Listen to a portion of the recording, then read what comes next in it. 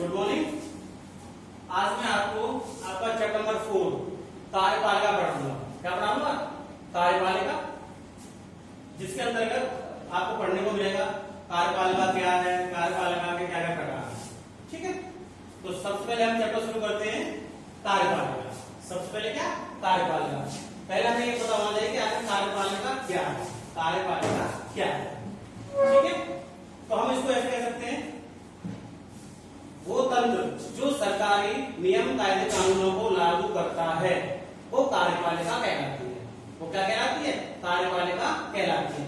यानी विधायिका के द्वारा जो नियम बनाए जाते हैं उन्हें लागू करने का जो कार्य करती है वो कार्यपालिका है। वो क्या है? कार्यपालिका है, जिसके अंतर्गत हमारे 3 भारत का राष्ट्रपति, भारत का प्रधानमंत्री, उसकी मंत्रिपरिषद और सिविल सर्वेंट, जिन्हें हम प्रशासकीय नौकर कहते हैं, जिन्हें हम क्या कहते हैं? सिविल सर्वेंट कहते हैं, या प्रशासकीय सेवाओं में जो लोग होते हैं वे तीनों इसमें शामिल होते हैं। कौन कौन शामिल होते हैं?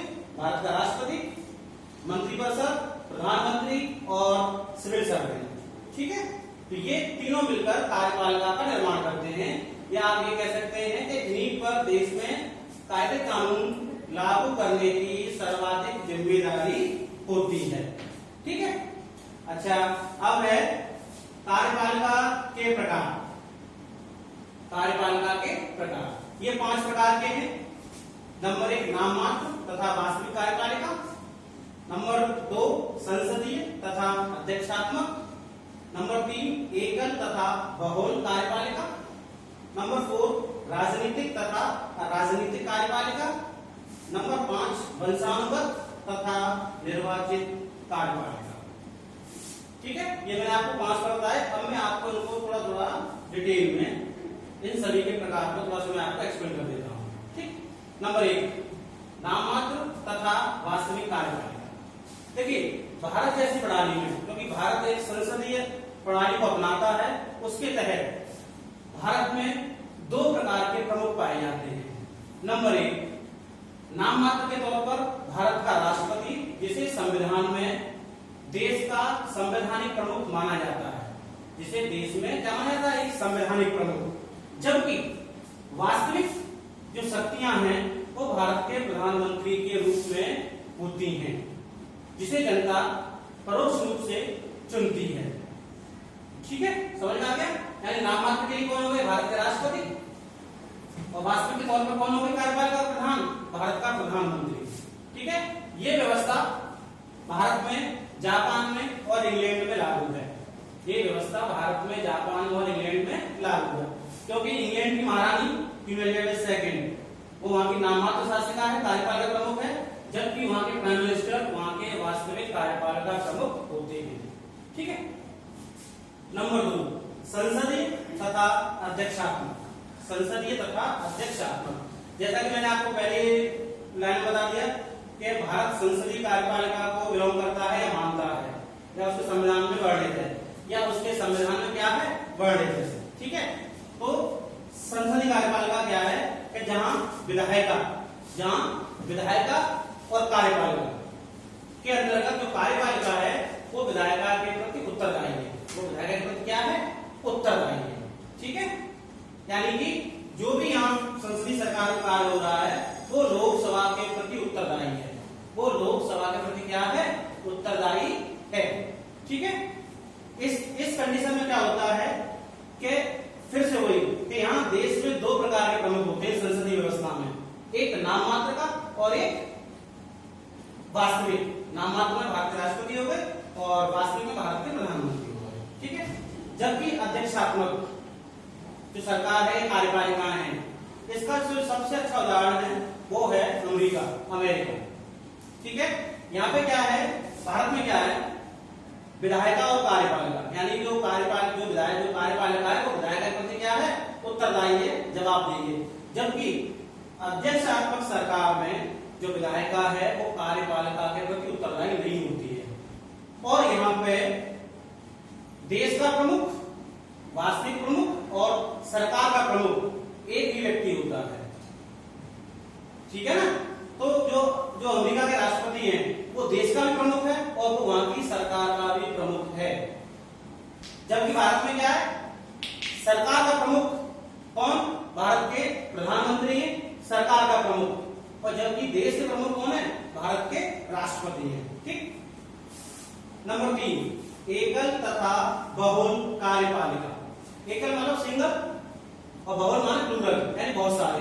एकल माने सिंगल, एक, यानी जिस देश में या एकल कार्यपालिका क्या है कि जहां पर शक्तियां एक ही व्यक्ति के हाथ में होती हैं, जहां पर शक्तियां एक ही व्यक्ति के हाथ में होती हैं, वो एकल कार्यपालिका कहलाती है। Bharat, Japan, England, Bharat, Japan, England, क्योंकि यहां पर एक ही व्यक्ति के हाथ में क्या होती है, ताकत होती है। जैसे देश का प्रधानमंत्री, जैसे देश का प्रधानमंत्री, ठीक है, जैसे देश का प्रधानमंत्री। बहुल, जहां पर कार्यपालिका की शक्तियां हैं वे एक से अधिक लोगों के हाथ में होती हैं, या कुछ समूह के हाथ में होती है, इसमें 5-7 लोग हो सकते हैं, जिसका उदाहरण है स्विट्जरलैंड, ठीक है, जहां एक 7 लोगों की सदस्य समिति है, जहां 7 लोगों की क्या है, सदस्य समिति है। ठीक है, तो एकल और बहुल, एकल तथा बहुल। नंबर 4, राजनीतिक तथा अराजनीतिक कार्यपालिका। राजनीतिक तथा अराजनीतिक कार्यपालिका। राजनीतिक यानी ऐसे कार्यपालक जिन्हें जनता एक निश्चित समय के लिए चुनती है। वो हमारे एमपी हो सकते हैं, हमारे विधायक हो सकते हैं, हमारे राष्ट्रपति हो सकते हैं, हमारे प्रधानमंत्री हो सकते हैं, यानी जनता के द्वारा निर्वाचित एक निश्चित समय के लिए वो क्या होगी, राजनीतिक कार्यपालिका, और यही देश में नीति, नियम, कायदे, कानून बनाते हैं। ठीक है। एक है अराजनीतिक, ये क्या है, अराजनीतिक कार्यपालिका, नॉन पॉलिटिकल, यानी इसके अंतर्गत वे सिविल सर्वेंट आते हैं जो कार्यपालिका को लंबे समय तक लागू करते हैं, उसके नियमों को पालन कराते हैं, और इनका सीधे तौर पर राजनीति पर कोई प्रभाव नहीं होता है, या ये राजनीतिक दखल नहीं करते हैं। इसके साथ साथ सरकार के आने जाने का इन पर किसी प्रकार का प्रभाव नहीं पड़ता है, और ये समलोक सेवा आयोग के द्वारा चुने जाते हैं, जिसके तहत एक व्यक्ति, एक सिविल सर्वेंट अधिकतम 40 वर्ष की सेवा कर सकता है। कितनी सेवा कर सकता है, 40 वर्ष की। ठीक है, तो ये होगी आपकी राजनीतिक और ये होगी आपकी अराजनीतिक। नंबर 5, वंशानुगत तथा निर्वाचित कार्यपालिका। यानी इसके अंदर क्या है कि अगर किसी देश का प्रमुख, हेड ऑफ द स्टेट, अगर एक ही वंश से या एक ही परिवार से है, जैसे इंग्लैंड, वहां पे क्या है, वंशानुगत, हायरार्की, जहां पर एक ही परिवार का व्यक्ति एक के बाद एक उस देश का संवैधानिक प्रमुख होता है। जैसे इस समय इंग्लैंड की महारानी मौजूद हैं, जो लगभग 100 वर्ष के करीब होने जा रही हैं। उनकी जगह पर अगर वो नहीं रहती हैं, तो उनकी जगह उनका जो सबसे बड़ा बेटा, जो युवराज चार्ल्स, प्रिंस चार्ल्स से कहा जाता है, वो अगला क्या होगा, उस देश का प्रमुख होगा, संवैधानिक प्रमुख होगा। अरे समझ में?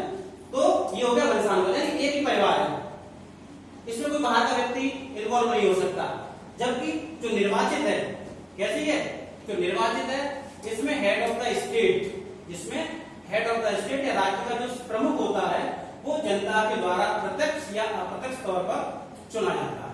जैसे भारत में राष्ट्रपति का चुनाव अप्रत्यक्ष तौर पर हर 5 साल बाद होता है, अप्रत्यक्ष तौर पर हर 5 साल बाद होता है। ठीक है ना। इस समय भारत के राष्ट्रपति श्री रामनाथ कोविंद हैं, ठीक है, जिन्हें हम हिज एक्सीलेंसी या महामहिम कहते हैं, हिज एक्सीलेंसी या महामहिम। तो अब वो इस समय क्या है, तो जनता के द्वारा चुने गए हैं और अप्रत्यक्ष तौर पर चुने गए हैं। ठीक है, इसीलिए भारत को गणराज्य कहा जाता है, इसीलिए भारत को क्या कहा जाता है, गणराज्य कहा जाता है। मतलब एक क्वेश्चन आता है कभी कभार 11th बी या 10th में कि इंग्लैंड और भारत दोनों ही देश आजाद हैं, दोनों देश क्या हैं, आजाद हैं, लेकिन एक गणराज्य है और एक केवल इंडिपेंडेंट है। ये क्या है, गणराज्य है और क्या है, इंडिपेंडेंट है। ठीक है,